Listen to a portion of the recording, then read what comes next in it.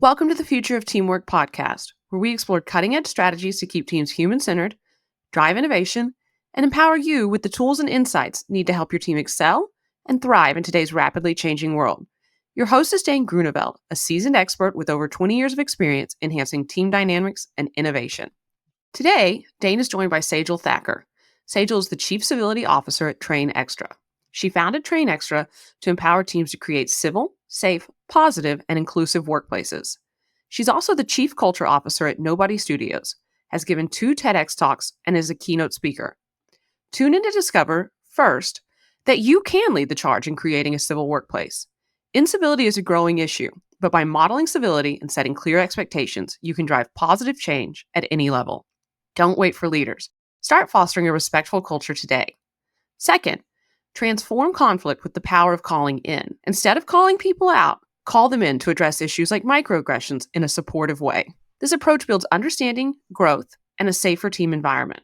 Finally, align your team with a clear vision and shared expectations. Clarity and alignment are key to reducing workplace incivility. Set clear expectations and make civility a visible value to keep your team connected and productive. So, teamwork makes the dream work, and we're here to inspire your next collaborative breakthrough. Gather your team or put on your headphones, and let's dive in together.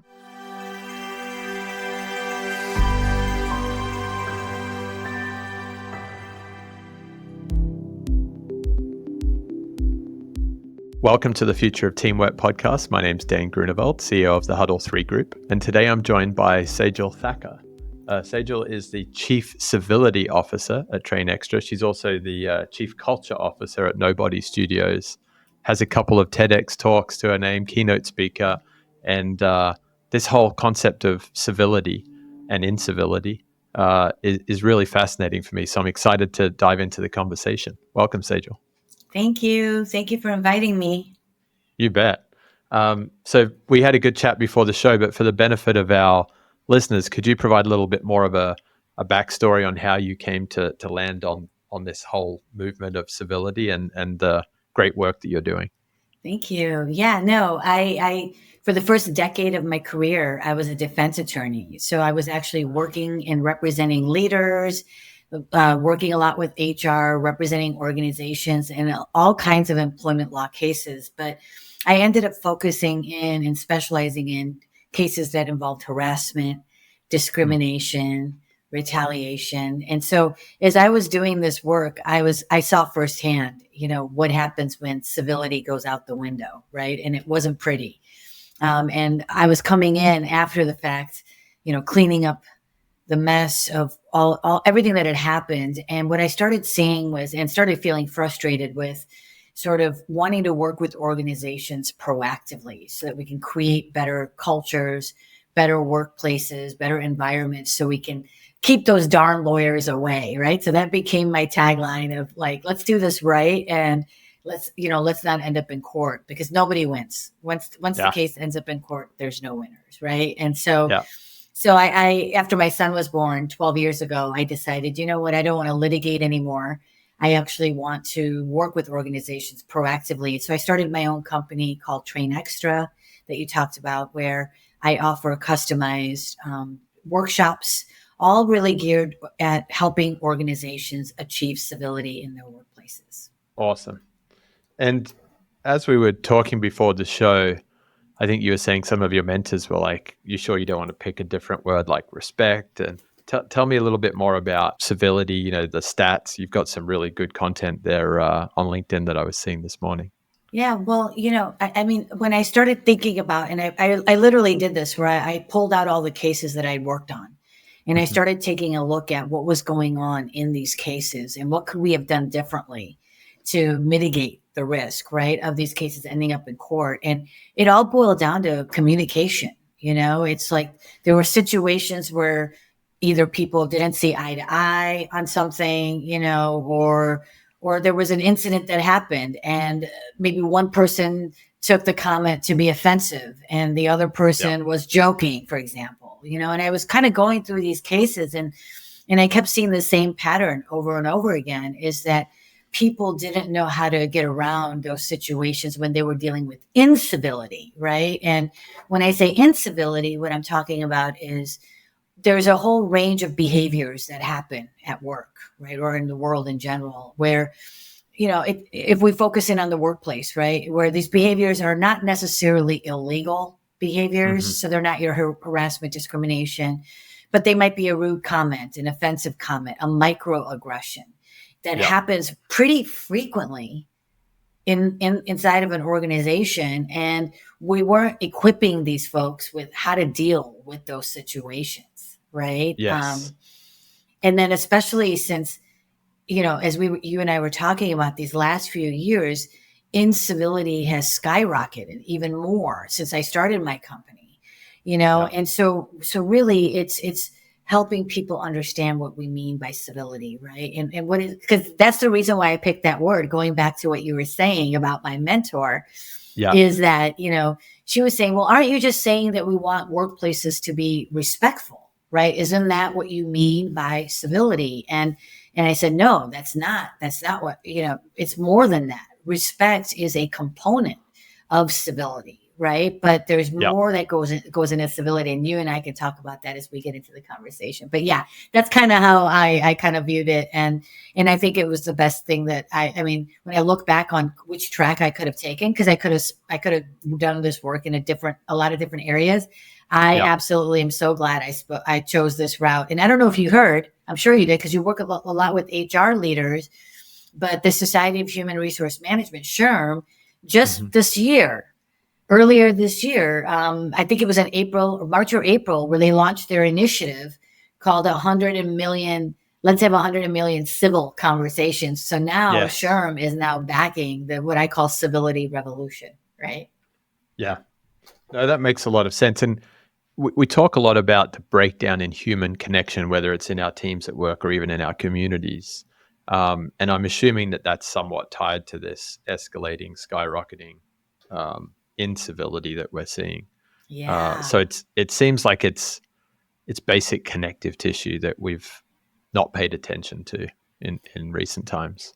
Absolutely. 100%. I couldn't have said that better. It really is. And that's what I'm saying is like, it was there's how to have effective communication, right, with somebody, especially after the pandemic, where everyone's feeling disconnected already, right? And then how do you connect with somebody when you're working with them virtually?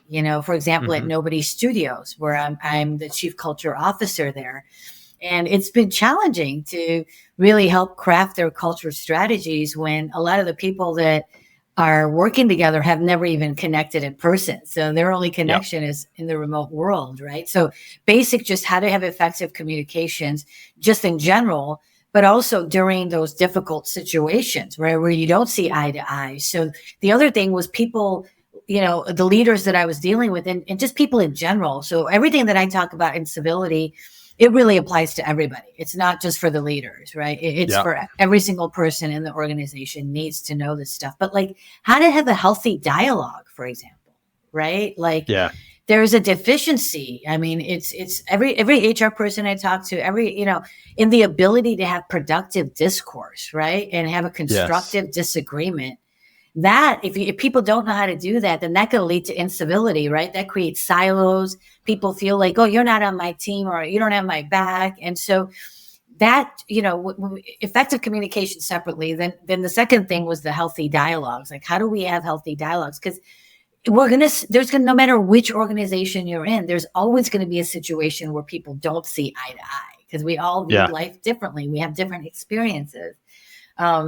And then I saw in some of those cases that I was looking at, what led to a lot of the uncivil behaviors I was seeing was there appeared to be like this loss of shared vision, where people kind of had that sense of isolation, or they perceive that they're all alone in what they're dealing with, rather than feeling like I'm part of something bigger than myself. And then that was leading to a lot of uncivil behaviors. And again, just to clarify, when I say uncivil, I'm talking about a whole range of behaviors that includes microaggressions, right? Because microaggressions, again, that was one that kept coming up over and over again when I was looking at all the cases I worked on, where if I traced it back to the initial behavior or initial comment in a vacuum, I'm like, did this person really intentionally mean to harass this person, or do they just have some sort of unconscious bias that's causing them to make this comment or react in this way? And so, and microaggressions happen all the time. They happen frequently. Yes.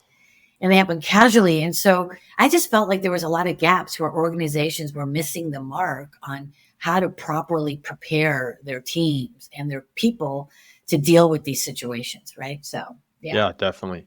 I'd like to jump in a little bit more, Sejal, on microaggressions, because I've come across them and seen them in some of the literature. But for the benefit of listeners, like, what would be some practical examples of how microaggressions start to snowball into bigger problems around incivility in the workplace? Great question. So I'm going to take you one step back. So Sure. because the word microaggressions, a lot of people don't know really what that means, and it's misused all the time. But it's important to understand, and this was what my first TEDx talk was about, right? Was the idea of unconscious bias, which is normal. If you have brain, you have bias, right? That's just it's how our brain operates. And so when you have these unconscious biases, which again we all do, right? What ends up happening is that all of these perceptions, these beliefs, this information is coming at you, and you're making automatic assumptions about somebody based on what you see and based on what you've experienced in your own life, right? And so microaggressions are behaviors that are not intentional, right? So it's not that I am aware that I have a bias against this person, and now I'm saying something about them, right? So for example, I have a bias against, let's say, older people, right? So I have age bias. And so it's conscious bias when I know about that. And then I'm driving and I see an old person driving next to me and I go, all these old people, they just take forever, right? Now that's intentionally being biased, right, towards that person. But let's say I have an age bias, but I'm not aware that I have that bias, right? And so I'm not aware of that bias. And now maybe I'm working with somebody at work and they're older than me. And so I don't want to work on this project with them, right? And so I might unintentionally let that person feel like I don't want to work with them, right? And I don't know why that's happening, but that person is on the receiving end. They're feeling that behavior, right? They're dealing with those comments that I might make without even knowing it. So these microaggressions, what they are behaviors. They're things we might say, even the way we use our voice, our tone of voice, whether we make eye contact with their behaviors, their subtle behaviors that are a result of this implicit bias, this unconscious bias that we have. Again, that's totally normal based on what we've gone through in our lives. So unless we're aware of the bias, we continue to engage in these behaviors. And so a lot of these cases, I was looking at them and I'm like, man, if somebody would have just called this person in, that's what I say, is call them in and say, hey, this may not have been your intention, but here's how I saw this, or here's the behavior. Right. And so it's not about trying to make that person feel bad, or because they're not doing it intentionally, you know. And so the example, there's no judgment. It's just a straight up, hey, I observed this and I want you to give it some thought. What it is. You're just stating your observations. You're not trying to make them feel bad, and because they're not aware that they're doing that. Right. But the people around that person sees what they're doing. They see what they're saying, what they're not saying, and they can pick up on it. And so I always, when I'm working with teams, I always say, hey, when you're being called in, think of it like it's a gift.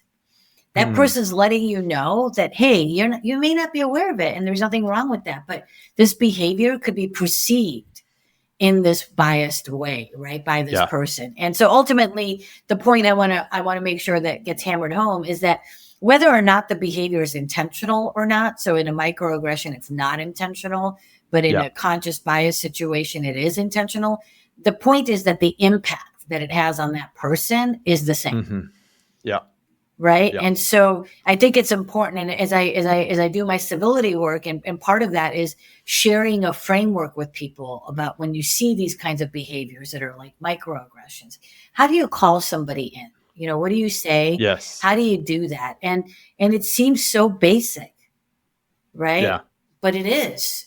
But it's so important because people just don't know, how to intervene or how to say something without it impacting their relationship or feeling like you're trying to punish them or you're trying to single them out when all you're trying to do is help them, right? So I think it's important to frame it as it's a gift, right? Yeah. So And I love the feedback as a gift piece, but I'm also hearing, Sejal, that this call them in versus call them out, is that an intentional choice of language? yes, absolutely. Because, I mean, this whole like cancel culture, somebody says something wrong and now they're not ever going to get a job again because they've been blasted on social media. I don't think that that's Yes. the right way of changing culture. I don't think Yeah. that just creates like, when you think about some of the worst cultures that are out there that you hear about, right? That whole Yep. fearful environment where we're going to let fear and anxiety, and cause anxiety to people. And all that does is it creates an environment where now people don't want to speak up.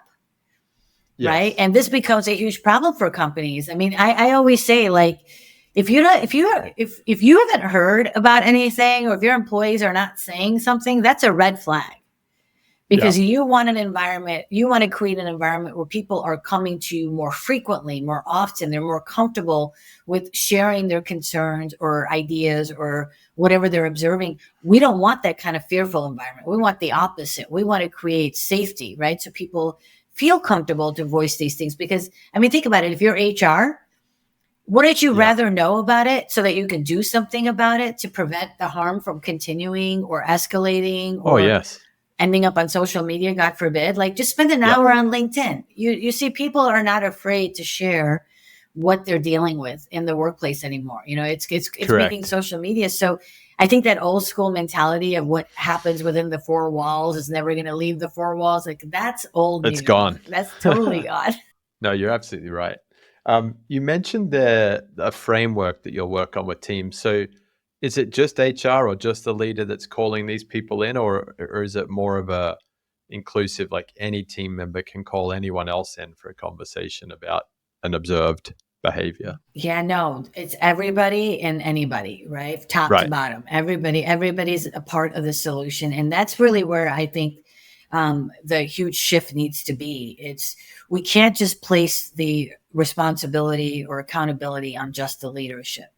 Of course, I'm not denying that oftentimes that's where it starts, and then it starts to become the norm for the organization. If the leadership is role modeling, bad behaviors, then of course we want to deal with that. But I really think it's everybody's collective responsibility, right? And so part of the plan or the framework that I've sort of created that I encourage organizations to think about embracing or modifying in whatever way makes sense is making sure that you make it clear to everybody, especially as you're getting the buy-in to the leadership team or the important stakeholders, that the responsibility is shared throughout the organization. And so consider that in sort of your incentive plans too, right? So if you've got leaders that are role modeling right behaviors, then they should get compensated. I mean, they should get rewarded for that, right? If they are demonstrating those behaviors.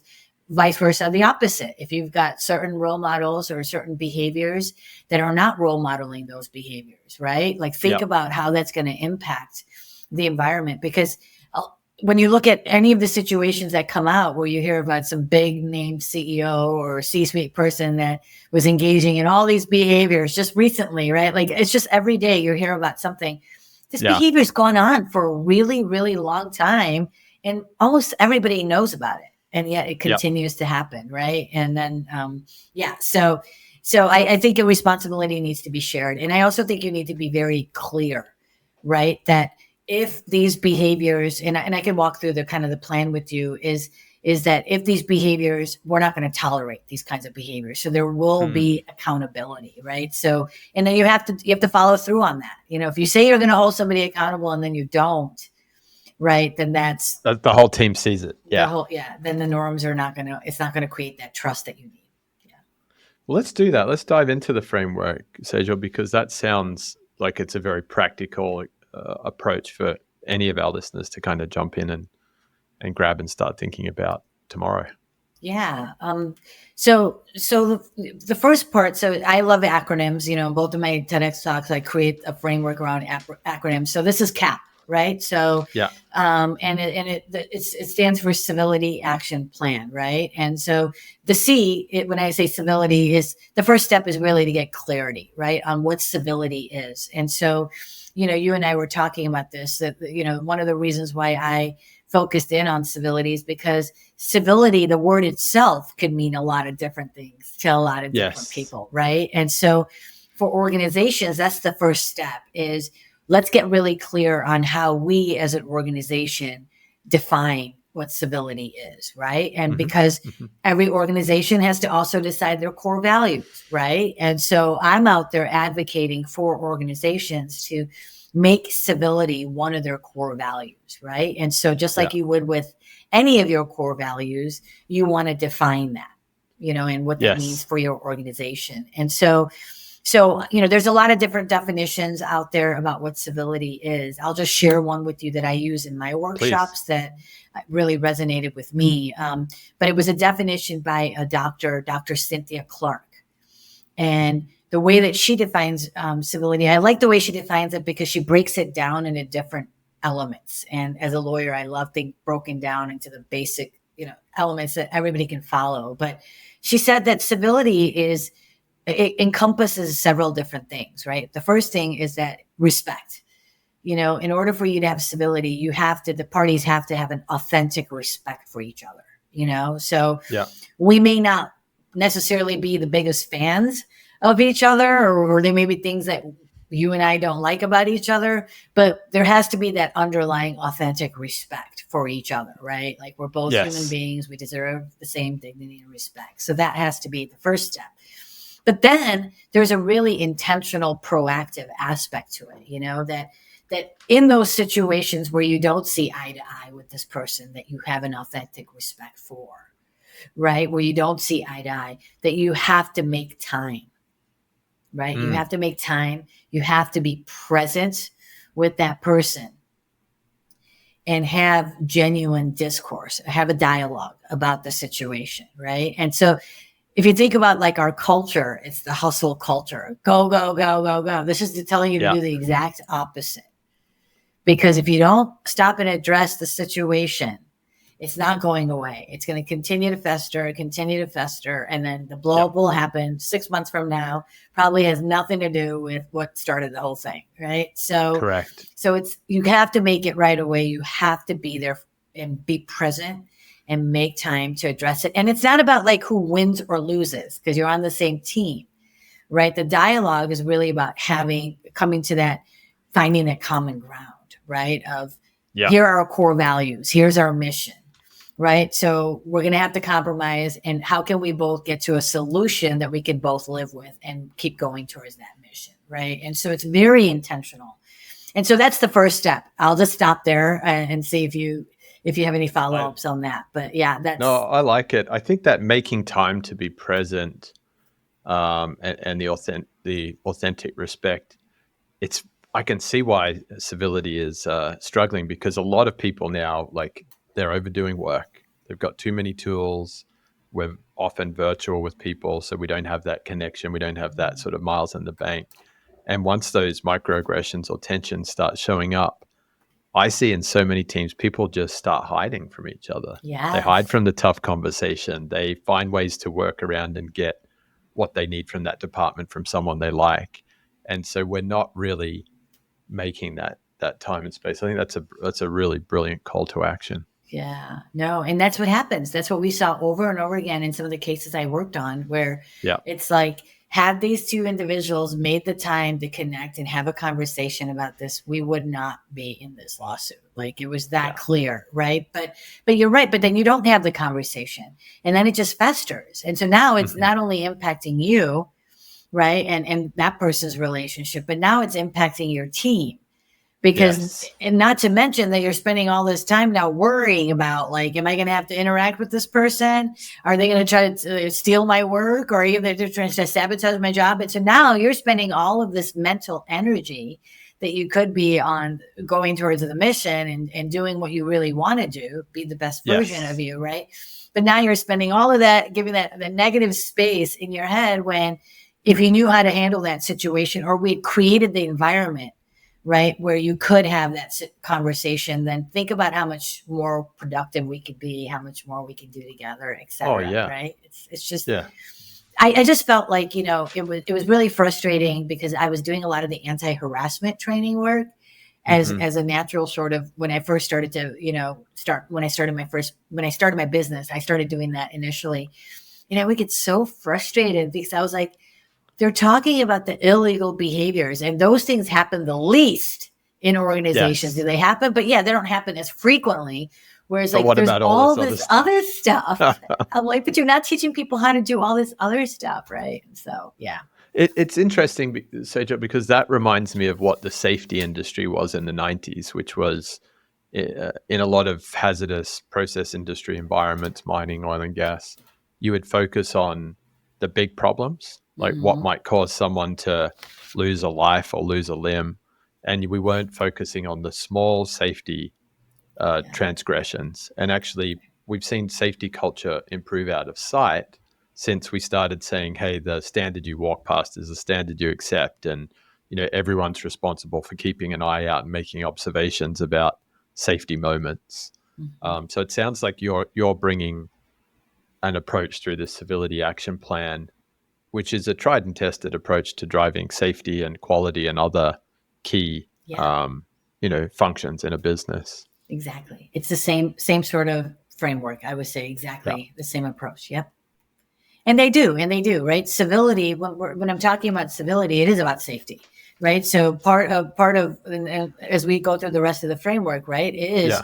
that you want to create that environment, right? So the C is for clarity, and then Yeah. the next step is for alignment. The A is for alignment, right? So Yeah. here you can have the best definition, but if people don't know what it is and what behaviors are okay and what behaviors are not okay, and you have to get very specific. Yes. Right. And that's where people get uncomfortable, right? That's where people get uncomfortable because they're like, well, we don't want to micromanage, or we don't want to tell people, how what they should and shouldn't do. And I'm like, no, you actually have to do that. Like, there's no other way around it, because you can't expect people to have a shared understanding of what is okay, what's not okay, until you tell them, and you show them. And so the alignment becomes really important, because it's not just your policies and processes, right? Like it's of course you want to make sure you broaden your policies and practices and capture civility, not just your illegal behaviors. So again, I think for HR that's listening, it's, make sure you review your existing policies, right? To say, are these just limited to the unlawful behaviors, or you want to broaden it to civility standards, right? Same thing with your complaint process, right? You want to make sure you have a transparent complaint process for things like microaggressions, right? And some of the things where, like, there might be behavior that's happening that you're not necessarily trying to get this person in trouble or looking for some kind of disciplinary action. You just need guidance on something, right? And so you don't want, like, sometimes you get caught in that trap of like, do I have to investigate everything that comes through the door? No, you don't have to investigate everything that comes through the door, right? But you do want to have a complaint process that captures everything, right? And so I think sometimes we're like, well, if we put it all out there, then we're going to get a lot of complaints. And I'm like, no, you'd rather know what's going on than not know about it. Because if you don't know about it, then you can't do anything about it, right? And then you want to make sure that you provide clear guidelines on the steps people take when they're encountering incivility, and also give them like shared language. Right. And so when you start hearing somebody like call in, right? So that's something that I use in my workshops at. So when you hear two people saying, hey, I want to call you in, or I want to have a call in with you. It's not like I'm coming after you, and you have to protect yourself. It's more like, oh, okay, yeah, she's going to let me know something that's going to help me. Right. So getting that alignment becomes really important. And then the last step is the promotion piece, which is really important, where, once you're aligned, you have to take action, right? And so some of the things that you want to do in there is, like, obviously you want to have a holistic approach to your training, right? So a lot of this is going to boil down to fostering that culture of learning, of continuous learning, and making sure you have, there are certain topics that you just have to teach people on how to handle themselves. We talked about this earlier, effective communication, or how to conflict resolution. That's another one where people don't know how to resolve conflict, right? Unconscious bias, that has to be a part of your training. People need to understand what it is so that they can try to figure out what their own bias is so that they don't engage in these microaggressions, right? So there's a lot of Yes. how do bystanders intervene, So I think there's some definite areas that are related to civility concepts that you want to make sure that you're regularly bringing to your teams and making sure that this isn't just like, it's not a one-time workshop, Yeah. It's an It's ongoing, living. that's why I call it a plan, right? It's your civility action plan. Yeah. Yeah. That's really neat. And so as you think about that clarity, that alignment, that promotion, um, companies that are using your framework, documenting behaviors, having awards for certain things, how does that sort of translate into artifacts, rhythms, meetings that are going to happen in the organization? Yeah. So, it's what, when I counsel organizations, right? Like on how you're going to implement this, the CAP, right? Yeah. I tell them that these are the steps you want to follow, right? But there are some times where a team will be like, can you work with us in helping us define civility? Right. Right. I had an organization reach out to me the other day, is that they really want to put some robust psychological safety strategies in place. Right. So I'll work with them and saying, okay, let's start with the basics. How do you even define psychological safety as an organization? Right. And helping them get these process, and then really there's so many tools available now too, right? That you can incorporate into this to help automate some of this stuff so that like learning and development, right? You have to really look at, it's not a one size fits all solution. So you really have to look at, for an organization, how is CAP going to be tailored and customized for that organization, right? So you have to have certain elements, but so for example, 3 of the core pillars. So civility action plan we talked about, but then I always talk to organizations about when you have your CAP and you've kind of figured out what the definition of civility is, what those behaviors are. Now there's 3 core pillars we need you to work on, right? First one is, a lot of times we've seen companies take on this, you have a complaint or you have a problem, go talk to somebody about it. Like escalate the issue, right? Yeah. Take it up to your supervisor, take it up to your HR, take it up to somebody, right? And we want to change that. We want to do the opposite. We want to encourage employees to try to resolve their issues on their own collaboratively, right? Because again, we want that shared responsibility. So if you and I are having an issue together, we want to know it's okay and encouraged that we can work this out together. Now, leadership and HR's role in these situations is to provide collaborative support, right? And make sure that there's understanding and there's tools, if there might be some training or some coaching or some guidance, but really to develop those processes and tools to make it easier for employees to address these issues on their own. That's neat. It's interesting as I think about that sort of resolving collaboratively. It applies in all forms of teamwork too, not just at work, teamwork in a community organization that's running youth sports, the PTA at school, you name it. I think people have tended to, there was a guest we had on the show some time back called Eric Coriel, and he talked about how it's human nature to go off and talk negatively about a team member or a leader that you're having a problem with. And actually that only creates more tensions. But by saying, let's stop hiding from this, let's go and collaborate and try and resolve the matter right now, it's going to actually restore a lot of energy to teams, I can only imagine. Absolutely, 100%. And it goes back to what we were just talking about, is that psychological safety, right?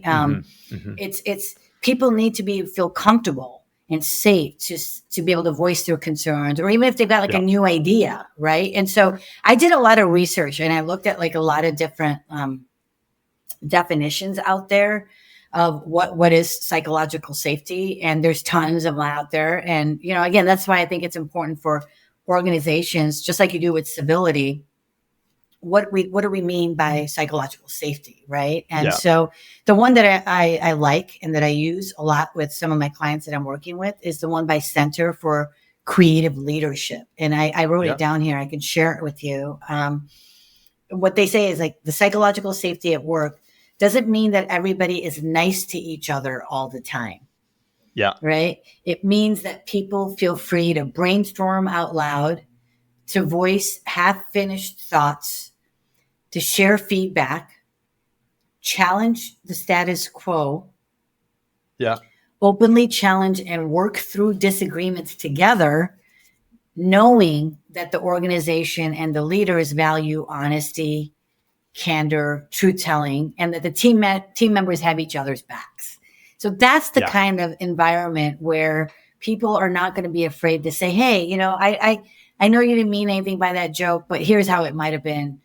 It might have been received, right? And at Nobody's Studios, we do this all the time, right? Like we've defined psychological safety. I'm putting together their psychological safety strategies. And so regularly, one of us says something in the meeting that might have been perceived a different way. We'll have another member of the team member like reach out to us on Slack or on WhatsApp and say, hey, I know you didn't mean this, but here's, and sometimes you're like, wow, that's so cool that because you don't see how it might be perceived, right? But everybody else can pick up on it, right? And so to have that confidence that this person has my back and they're going to come let me know so that I can correct my behavior so it doesn't cause more harm, right? And that's really the thing to keep in mind is that, you know, you can have all of this stuff defined, but if you don't have those systems of accountability, right, and support, because it's not just one person's job to be the police of is there civility in the organization. This is everybody needs to be a part of it, right? And so it's really about empowering people.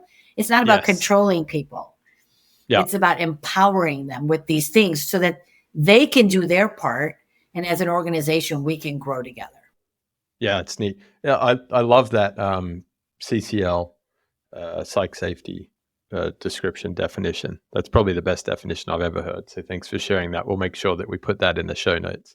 And it reminds me of a good friend now and former podcast guest, Dr. Andre Martin. He actually did some of his early career work there and went on to work in other large organizations. But one of the sound bites that he had when we talked was that the role of the leader is to import stress from the team and export civility. So he was there using your word too.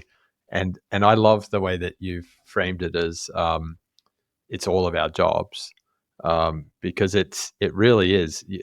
You don't have to have a fancy meeting structure or a huge amount of training, just some common language, common framework, and everyone can lift the bar, you know, for the collective.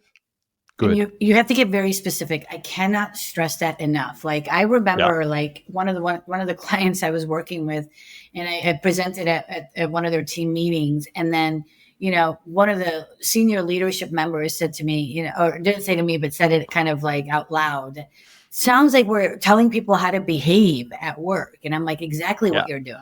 Exactly what you're doing. Because unless you're okay with people being jerks to each other and engaging in behaviors that are harming the people in your organization, if you're okay with that, so be it. And there are some professions, you know, I post about this on LinkedIn all the time. And there are some people that'll say, well, I don't mind being in those kind of environments, like high pressure environments. There are some people that thrive in those kind of environments. They like being in those kind of environments. All the power to them, right? But I'm talking to the environments that are not willing to tolerate those behaviors, right? So I tell those people that I'm not the right person for you. You know, go then you don't talk, you know, that's okay.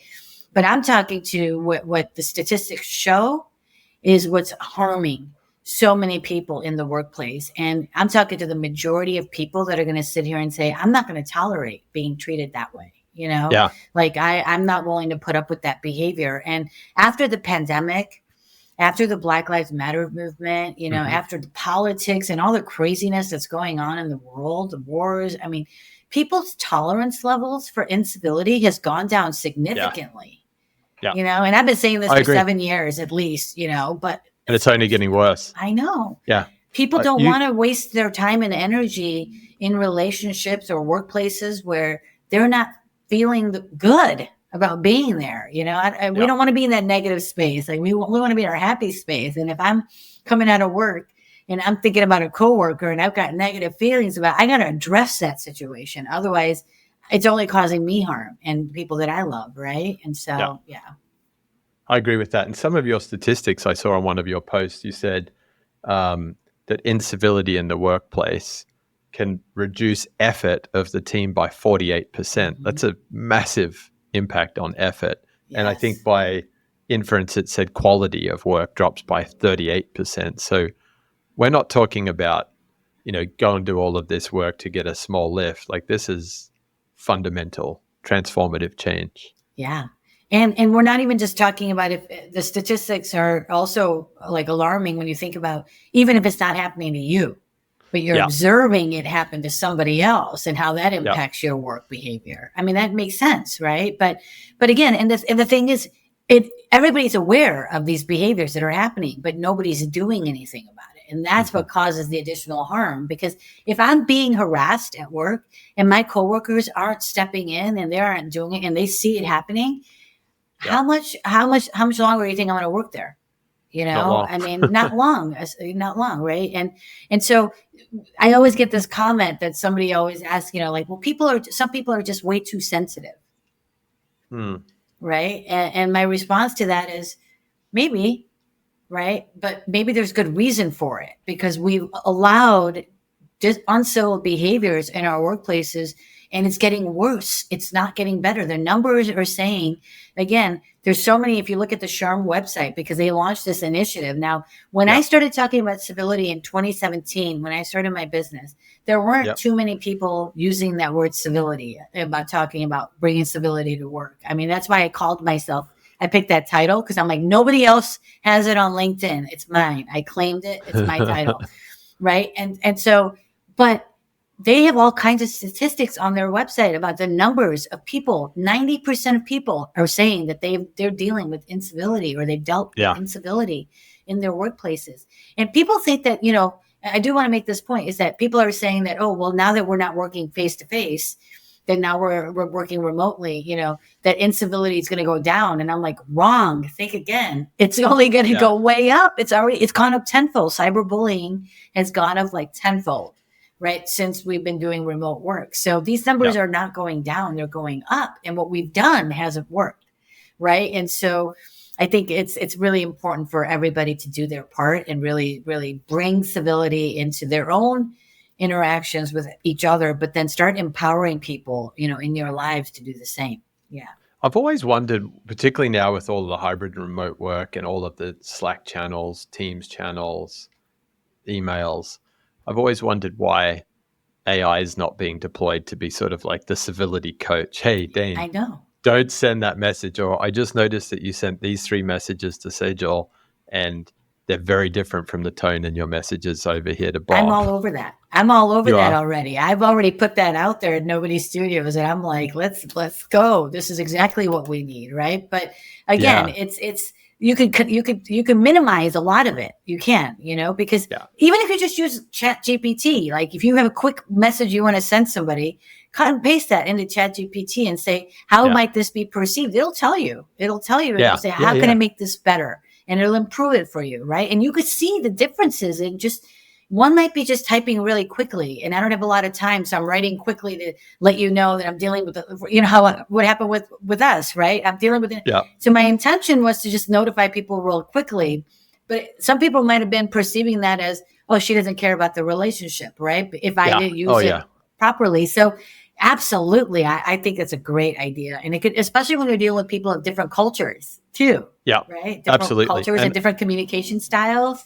Yeah. Yeah, 100%. And I actually get that feedback myself, is that I'm very personable. I enjoy conversations when I'm, on a video or in an in-person meeting, but I hate emails. So when I'm on an email, I'm just like, I'm just going to give you the shortest, sharpest, like, yes, no, why are we doing that? Can I have this? And so people find it grating to see his real life Dane and his email response Dane. Yeah. I'm the same way. I'm the same way too. I don't like email. There's some work to do. No, not at all.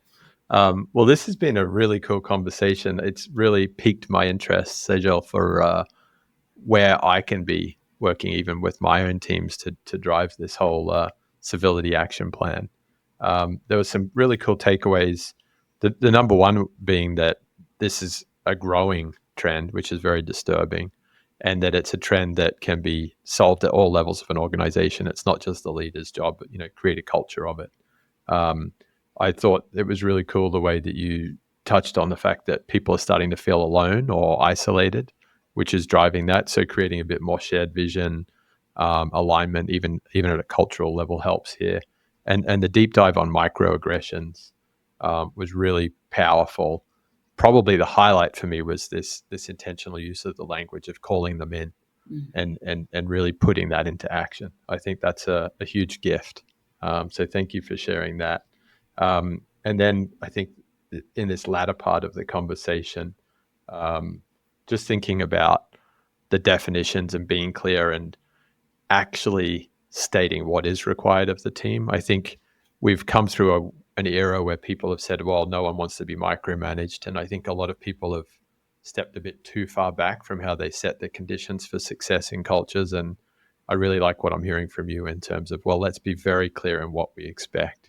Let's make civility a core value and set out the behaviors very clearly. It's a great call to action for all teams. Yes, you captured it really, really well. Thank you. Well, you hit all the key points. I just replayed your key points. If any of our guests want to come and find you at Train Extra or at Nobody Studios, where do they best find you? Yeah, thank you again for inviting me. I really enjoyed our conversation. I'm on LinkedIn, so if you're on LinkedIn, shoot me a connection request there. You can send me an email through my Train Extra website. It's Sejal, my first name, at trainextra.com. So reach out to me. Awesome. And again, follow me if the topics that I talked about today resonate. Follow me on LinkedIn because I go out of my way to find resources on these topics. And I'm always sharing like checklists and information and podcasts and things like that are really helpful because I think we need a lot more people to get involved in what I call the civility revolution, right? We need a lot more people to get involved and do what they can. I like to say, like, I'm trying to work myself out of a job, right? Like I want to make sure we're all part of this together. So those would be the best ways to get a hold of me. I love it. And 35,439 followers. You're already doing a great job of spreading the civility revolution. Doing my best. All right. This has been wonderful, Sejal. I look forward to keeping in touch and doing some more of this work together. Awesome. Thank you again. Thank you. Thank you for joining us. Remember that by embracing vulnerability, trusting our intuition, and approaching challenges with compassion, we not only strengthen our teams, but also pave the way for a future where collaboration thrives. If you're hungry for more insights, strategies, and research on collaboration, head over to thefutureofteamwork.com. There, you can join our mailing list to stay updated with the latest episodes and get access to exclusive content tailored to make your team thrive. Together, we can build the future of teamwork. Until next time.